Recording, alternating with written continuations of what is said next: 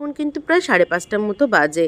অনেকটাই সন্ধে হয়ে গেছিলো বলে ভাবছিলাম যে একটুখানি চা করে খাই, কারণ আর কিছু খাওয়া হয়নি। বাড়ির বড়রা কিন্তু তখনও অবধি এসে পৌঁছায়নি বাড়িতে। আর ওর জন্য কিন্তু কারেন্টও ছিল না, যেহেতু ওই যে আগুন লেগে গেছিলো। তখনও কিন্তু দমকল দাঁড়িয়েছিল, আগুন নেভাতে কিন্তু তখনও অবধি পারেনি। আমরা কিন্তু চাটা তাই করে খাচ্ছিলাম। যেহেতু দিদাদের বাড়িতে ইনভার্টার নেই, তাই তোকে খুঁজে খুঁজেই টর্চ লাইটগুলো বার করছিলাম, যাতে একটু ঘরটা আলো হয়। আর বাইরে কিন্তু তখনও কিন্তু দমকল দাঁড়িয়েছিল। তারপরে দেখো দিদি চা বানাচ্ছিল, আর তার মধ্যেই কিন্তু ডাক্তারবাবুকে ফোন করেছিলাম মিডিলে। ডাক্তারবাবু বললো 1/2 ঘন্টা পর ফোন করতে। তাই দিদি জিজ্ঞেস করছিলো কতক্ষণ পর ফোন করতে বললো। তারপরে দেখো চা নিয়ে বসে পড়েছি চা খেতে, আর ঘন্টু কিন্তু ওইদিকে জানলা দিয়ে কিন্তু দাঁড়িয়ে দাঁড়িয়ে ওই যে অ্যাম্বুলেন্সগুলোকে আর লোকজনগুলোকে কিন্তু দেখছিল। তার খানিক্ষণ পরই কিন্তু বাড়ির বড়রা সবাই মিলে চলে এসেছিল। আর দেখো ঠাকুরের ঘট নিয়ে যাচ্ছিল পুজোর জন্যে, মানে গঙ্গাজল টঙ্গাজল আনতে যাচ্ছিল, ওর মধ্যেই কিন্তু ঘন্টু